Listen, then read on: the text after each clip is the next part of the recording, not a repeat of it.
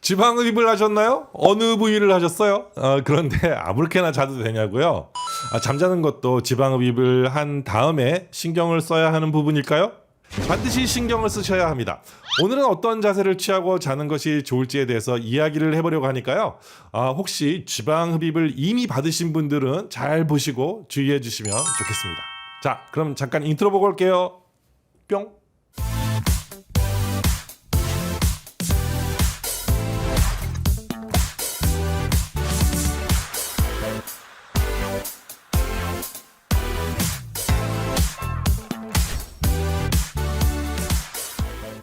안녕하십니까, 지방대학 총장 닥터환입니다. 오늘은 복부 지방흡입, 허벅지 지방흡입, 팔 지방흡입 후에 어떤 자세로 자는 것이 좋을지에 대해서 이야기를 해보려고 합니다.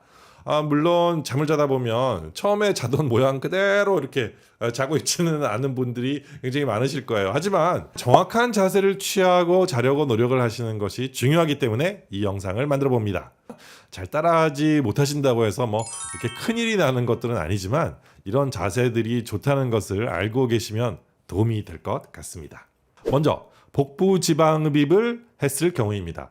복부 지방흡입을 했을 때는 반듯하게 누워서 수면을 취하는 것이 좋습니다. 이렇게. 만약에 다리가 자꾸 붓는다면 다리 밑에 이렇게 베개를 넣고 자는 것도 좋을 것 같습니다.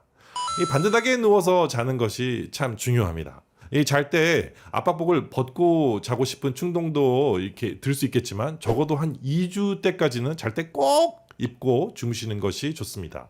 왜 그럴까요? 한쪽 옆으로 누워 자는 분들을 보면요, 배꼽이 한쪽으로 이렇게 밀리는 결과를 낳을 수 있습니다. 모두 다 그런 건 아니지만 그럴 수 있는 가능성을 많이 가지고 계신 분들이 있어요. 특히 이렇게 체중이 많이 늘어난 적이 있던 분들, 이런 분들은 배꼽의 길이가 이렇게 많이 늘어나 있습니다.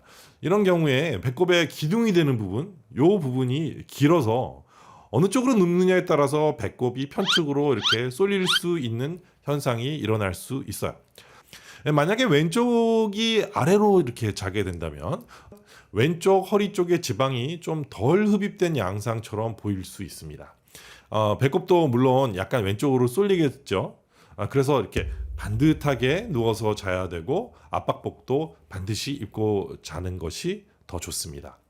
이 팔이나 허벅지를 수술했을 때에도 예를 들어서 왼쪽으로 누워서 자면 이 왼쪽 팔이 또는 허벅지가 더 붓기가 늦게 빠집니다. 그래서 짝짝이가 아니냐라고 말하는 결과가 나오게 됩니다.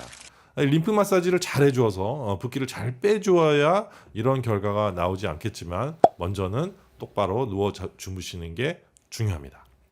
이 팔 지방흡입을 했다면 가슴 위에 이렇게 베개를 놓고서 그 위에 팔을 올리고 자는 자세를 추천합니다. 이렇게 자면 붓기가 어깨와 가슴 쪽으로 내려오기 때문에 팔의 붓기가 덜해집니다. 한쪽으로 치우치지 않게 이렇게 자는 자세가 좋고요. 만세를 하고 이런 자세도 좋습니다. 우리 일상 속에서는 이 팔을 하루 종일 이렇게 내리고 다니게 되잖아요. 그 때문에 이렇게 손이 많이 붓고 피부도 아래로 이렇게 쏠리게 됩니다. 바이오본드도 이렇게 손 방향으로 만들어지게 되죠. 그렇기 때문에 한 3주 정도 되면 만세를 하고 자는 것이 좋습니다. 아마 팔이 많이 당기고 좀 힘들 수 있어요. 하지만 할 수 있는 만큼 이렇게 조금씩 하시면 되겠습니다. 허벅지나 종아리 수술을 했다면 다리를 올리고 자는 자세가 좋습니다. 다리 아래에 큰 베개를 놓고 이렇게 주무시면 붓기를 줄이는 데 도움이 됩니다. 이런 모양의 다리 받침대를 이렇게 사용하시는 것도 좋을 것 같습니다. 그렇다면 지방 이식을 했을 때는 어떨까요? 얼굴이나 가슴 지방 이식을 했다면 이렇게 똑바로 누워 자는 것이 좋을 것이고, 엉덩이 지방 이식을 했다면 엎드려 자는 것이 좋겠죠? 자, 오늘은 이렇게 지방 흡입을 받은 다음에 어떻게 자는 것이 좋은지에 대해서 알아보았습니다. 수술만 잘했다고 그것만으로 좋은 결과를 만들어낸 것이 아닙니다. 여러분도 함께 이렇게 신경을 써서 수술 후에 잘 회복될 수 있도록 노력하는 것들이 필요합니다. 여러분에게 좋은 결과가 있으시기를 소원합니다.